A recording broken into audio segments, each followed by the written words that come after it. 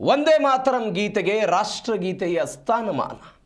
ವಂದೇ ಮಾತರಂ ಹಾಡುವಾಗ ಎದ್ದು ನಿಲ್ಲಬೇಕು ಅಂತ 3 ನಿಮಿಷ 10 ಸೆಕೆಂಡ್ ಗೀತೆಗೆ ಗೌರವ ಕಡ್ಡಾಯ. ವಂದೇ ಮಾತರಂ ಗೀತೆಗೆ ಇದೀಗ ರಾಷ್ಟ್ರಗೀತೆಯ ಸ್ಥಾನಮಾನ. ವಂದೇ ಮಾತರಂ ಅನ್ನ ಹಾಡುವಾಗ ಅದಕ್ಕೆ ಎದ್ದು ನಿಂತು ಗೌರವವನ್ನು ಸಲ್ಲಿಸಬೇಕು. ಹೇಗೆ ರಾಷ್ಟ್ರಗೀತೆಗೆ ಇದೀಗ ಎದ್ದು ನಿಂತು ಗೌರವವನ್ನು ಸಲ್ಲಿಸಲಾಗುತ್ತೋ ಹಾಗೆ ವಂದೇ ಮಾತರಂ ಗೀತೆಗೂ ಕೂಡ ಎದ್ದು ನಿಂತು ಗೌರವವನ್ನು ಸಲ್ಲಿಸಬೇಕು. ಕೇಂದ್ರ ಸರ್ಕಾರದಿಂದ ಅಧಿಕೃತ ಆದೇಶ ಪ್ರಕಟ ಆಗಿದೆ. ಕೇಂದ್ರ ಗೃಹ ಇಲಾಖೆಯಿಂದ ಹೊಸ ಮಾರ್ಗಸೂಚಿ ಬಂದಿರೋದು. ಇಂದಿನಿಂದ ಹೊಸ ನಿಯಮವನ್ನ ಕೇಂದ್ರ ಸರ್ಕಾರ ಜಾರಿ ಮಾಡಿದೆ. 3 ನಿಮಿಷ 10 ಸೆಕೆಂಡ್ನ ಹಾಡಿದು ಗೀತೆ. ಕೇಂದ್ರ ಗೃಹ ಇಲಾಖೆಯಿಂದ ಹೊಸ ಮಾರ್ಗಸೂಚಿ ಬಂದಿದೆ. ಇದೀಗ ಸರ್ಕಾರಿ ಕಾರ್ಯಕ್ರಮಗಳಲ್ಲಿ ವಂದೇ ಮಾತರಂ ಕಡ್ಡಾಯಗೊಳಿಸಲಾಗಿದೆ.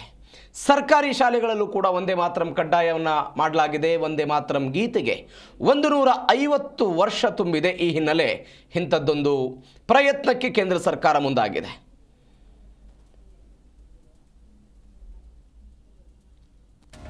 ಕೇಂದ್ರ ಸರ್ಕಾರದಿಂದ ಆಗಿರುವಂತಹ ಬೆಳವಣಿಗೆ ಇದು. ಇದೀಗ ಎದ್ದು ನಿಂತು ಗೌರವಿಸುವುದನ್ನು ಕಡ್ಡಾಯಗೊಳಿಸಿದೆ. 3 ನಿಮಿಷ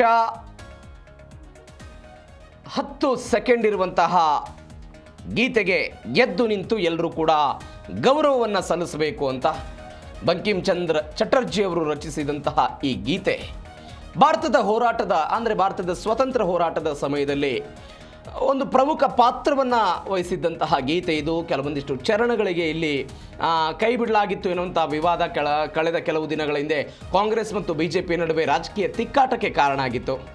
ಇದೀಗ ರಾಷ್ಟ್ರಗೀತೆ ಸ್ಥಾನಮಾನ. ಈ ಬಗ್ಗೆ ಹೆಚ್ಚಿನ ಡೀಟೇಲ್ಸ್ ಕೊಡ್ತಾರೆ ನಮ್ಮ ಪ್ರತಿನಿಧಿ ಅನಂತರಾಮಯ್ಯ. ಫೋನ್ ಸಂಪರ್ಕದಲ್ಲಿದ್ದಾರೆ. ಅನಂತರಾಮಯ್ಯ, ರಾಷ್ಟ್ರಗೀತೆಯಂತೆ ವಂದೇ ಮಾತರಂಗೂ ಕೂಡ ಇದೀಗ ರಾಷ್ಟ್ರಗೀತೆಯ ಗೌರವ ಏನೆಲ್ಲ ಇದೆ ಕೇಂದ್ರದ ಮಾರ್ಗಸೂಚಿಯಲ್ಲಿ? ಪ್ರವೀಣ್, ಏನು ಈ ಒಂದು ವಂದೇ ಮಾತರಂ ಗೀತೆ ಏನು ಸ್ವತಂತ್ರ ಸಂದರ್ಭದಲ್ಲೂ ಕೂಡ ಒಂದು ದೊಡ್ಡ ಮಟ್ಟದಲ್ಲಿ ಸ್ವತಂತ್ರ ಹೋರಾಟಗಾರರಿಗೆ ಒಂದು ಕಿಚ್ಚನ್ನ ಹಚ್ಚಿದಂತಹ ಒಂದು ಗೀತೆ ಅಂತಲೇ ಹೇಳ್ಬೋದು. ಕಾರಣ ಏನಪ್ಪಾ ಅಂದ್ರೆ, ಬ್ರಿಟಿಷರು ತಮ್ಮ ಒಂದು ಏನು ಡಿವೈಡ್ ಅಂಡ್ ರೂಲ್ ಪಾಲಿಸಿ ಏನಿದೆಯಲ್ಲ, ಆ ಒಂದು ಪಾಲಿಸಿ ಮುಖಾಂತರವಾಗಿ ಎಲ್ಲಾ ರಾಜ್ಯಗಳನ್ನ ವಿಭಜನೆ ಮಾಡ್ತಾ ಇದ್ರು. ಅಂದ್ರೆ ಧರ್ಮದ ಹೆಸರಿನಲ್ಲಿ ಮತ್ತು ಜಾತಿಯ ಹೆಸರಿನಲ್ಲಿ ವಿಂಗಡಣೆ ಮಾಡ್ತಾ ಇದ್ರು, ವಿಭಜನೆಯನ್ನ ಮಾಡ್ತಾ ಇದ್ರು. ಈ ಸಂದರ್ಭದಲ್ಲಿ ಏನು ಬಂಕಿಮ್ ಚಂದ್ರ ಚಟರ್ಜಿ ಅವರ ಒಂದು ಈ ವಂದೇ ಮಾತರಂ ಗೀತೆ ಅಂದ್ರೆ ಎಲ್ಲರನ್ನೂ ಕೂಡ ಒಂದೇ ಎಂಬ ಭಾವನೆಯೊಂದಿಗೆ ಒಂದು ದೊಡ್ಡ ಮಟ್ಟದಲ್ಲಿ ಇದು ಒಂದು ದೊಡ್ಡ ಅಸ್ತ್ರವಾಗಿತ್ತು. ಮತ್ತೆ ಎಲ್ಲಾ ಕಾರ್ಯಕ್ರಮಗಳಲ್ಲೂ ಕೂಡ ಆ ಹೋರಾಟಗಾರರು ಈ ಒಂದು ಗೀತೆಯನ್ನ ಹಾಡುವುದರ ಮುಖಾಂತರ ಒಗ್ಗಟ್ಟನ್ನ ಪ್ರದರ್ಶನ ಮಾಡ್ತಾ ಇದ್ರು. ಈ ಒಂದು ಈ ಒಂದು ಕ್ರಾಂತಿ ಗೀತೆಯನ್ನ ಹಾಡೋದನ್ನ ತಪ್ಪಿಸ್ಲಿಕ್ಕೋಸ್ಕರ ಏನು ಅವಾಗ ಏನಿದ್ದಂತಹ ಬ್ರಿಟಿಷ್ ಸರ್ಕಾರ ಯಾರೆಲ್ಲ ಈ ವಂದೇ ಮಾತರಂ ಗೀತೆಯನ್ನ ಹೇಳ್ತಾರೆ ಅವ್ರನ್ನ ಅರೆಸ್ಟ್ ಮಾಡುವಂತ ಕೆಲಸವನ್ನು ಕೂಡ ಮಾಡ್ತಾ ಇತ್ತು. ಇದಾದ ನಂತರ ಏನು 1950ರಲ್ಲಿ ಈ ಒಂದು ಗೀತೆಯನ್ನ ಜನವರಿ 24ರಲ್ಲಿ ಏನು ನಮ್ಮ ರಾಜೇಂದ್ರ ಪ್ರಸಾದ್ ಅವರು, ರಾಷ್ಟ್ರಪತಿಯಾಗಿದ್ದಂತಹ ರಾಜೇಂದ್ರ ಪ್ರಸಾದ್ ಅವರು ಇದನ್ನ ಜನಗಣಮನ ರಾಷ್ಟ್ರಗೀತೆಯೊಂದಿಗೆ ಇದನ್ನು ಕೂಡ ಸರಿಸಮಾನವಾಗಿ ವಂದೇ ಮಾತರಂ ಗೀತೆನೂ ಕೂಡ ಹಾಡ್ಬೇಕು ಅನ್ನೋ ಒಂದು ಆದೇಶವನ್ನು ಕೂಡ ಹೊರಡಿಸಿದ್ರು. ಅದನ್ನ ಎಲ್ಲಾ ರಾಜ್ಯಗಳಲ್ಲೂ ಕೂಡ ಕಡ್ಡಾಯವಾಗಿ ಜಾರಿಯನ್ನು ಕೂಡ ಮಾಡ್ಲಾಯ್ತು. ಅದಾದ ನಂತರ ಏನು ಸೌತ್ ಸ್ಟೇಟ್ಗಳು ಏನಿದಾವಲ್ಲ ಇವು ಅದಕ್ಕೆ ಆಕ್ಷೇಪವನ್ನು ವ್ಯಕ್ತಪಡಿಸಿದ್ರು. ಮತ್ತೆ ಧರ್ಮದ ಹೆಸರಿನಲ್ಲಿ ಅಲ್ಲಿ ಏನು ದುರ್ಗೆ ಎಂಬ ಒಂದು 2 ಚರಣಗಳನ್ನು ಬರೋ ಕಾರಣದಿಂದಾಗಿ ಮುಸ್ಲಿಮರು ಇದಕ್ಕೆ ವಿರೋಧವನ್ನು ವ್ಯಕ್ತಪಡಿಸಿದರೆ ಎಂಬ ಕಾರಣಕ್ಕೋಸ್ಕರ ಆ ಒಂದು 2 ಚರಣಗಳನ್ನ ಆಗಿನ ಕಾಂಗ್ರೆಸ್ ಸರ್ಕಾರ ತೆಗೆದು ಕೂಡ ಹಾಕಿತ್ತು.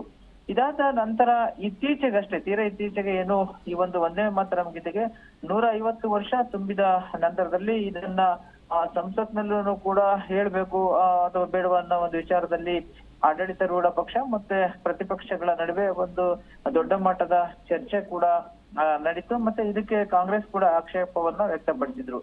ಈಗ ಈ ಒಂದು ಗೀತೆಯನ್ನ ಏನು ಯಾವ ರೀತಿಯಾಗಿ ಜನಗಣಮನ ಗೀತೆ ರಾಷ್ಟ್ರಗೀತೆಯನ್ನ ಆಡ್ತಾರೋ ಅದೇ ರೀತಿಯಾಗಿ ಈ ಒಂದು ವಂದೇ ಮಾತರಂ ಗೀತೆಯನ್ನು ಕೂಡ ಕಡ್ಡಾಯಗೊಳಿಸಿದೆ. ಈಗ ಪಾರ್ಲಿಮೆಂಟ್ ಸಂಸತ್ನಲ್ಲಿ ಇದನ್ನ ಗೀತೆಯನ್ನ ಎಲ್ಲ ದೇಶದಾದ್ಯಂತ ಜಾರಿ ಮಾಡ್ಬೇಕು ಅಂತ ಹೇಳ್ಬಿಟ್ಟು ಈಗ ನಿರ್ಣಯವನ್ನ ಕೈಗೊಂಡಿದೆ. ಕೇಂದ್ರ ಸರ್ಕಾರ ಇದನ್ನ ಕಾಯ್ದೆಯಾಗಿನೂ ಕೂಡ ಜಾರಿಗೆ ತಂದಿದೆ. ಆ ನಿಟ್ಟಿನಲ್ಲಿ ಏನು ಎಲ್ಲ ರಾಜ್ಯಗಳನ್ನು ಕೂಡ ಈ ಒಂದು ವಂದೇ ಮಾತರಂ ಗೀತೆಯನ್ನ ಆಡ್ಬೇಕು. ಮತ್ತೆ ಯಾರಾದ್ರೂ ಅಂದ್ರೆ ಎದ್ದು ನಿಂತು ಗೌರವ ಯಾವ ರೀತಿಯಾಗಿ ನಾವು ರಾಷ್ಟ್ರಗೀತೆಗೆ ಎದ್ದು ನಿಂತು ಗೌರವ ಸಲ್ಲಿಸ್ತೀವಿ, ಅದೇ ರೀತಿಯಾಗಿ ವಂದೇ ಮಾತರಂ ಗೀತೆ ಕೂಡ ಎದ್ದು ನಿಂತು ಗೌರವ ಸಲ್ಲಿಸಬೇಕು ಅನ್ನೋ ಒಂದು ಆದೇಶವನ್ನು ಕೂಡ ಹೊರಡಿಸಿದೆ. ಒಂದ್ ವೇಳೆ ಏನಾದ್ರೂ ಈ ಒಂದು ನೀತಿಯನ್ನ ಉಲ್ಲಂಘನೆ ಮಾಡಿದ್ರೆ ಕಠಿಣ ಶಿಕ್ಷೆ ಅಂದ್ರೆ 3 ವರ್ಷ ಕಾರಾಗೃಹ ಶಿಕ್ಷೆಯನ್ನು ಕೂಡ ವಿಧಿಸುವಂತಹ ಒಂದು ಆದೇಶವನ್ನು ಕೂಡ ತನ್ನ ಒಂದು ಆದೇಶದಲ್ಲಿ ಪ್ರಕಟ ಮಾಡಲಾಗಿದೆ. Praveen. Okay Anantharamaiah, thank you ನಿಮ್ಮೆಲ್ಲ ಡೀಟೇಲ್ಸ್ಗೆ.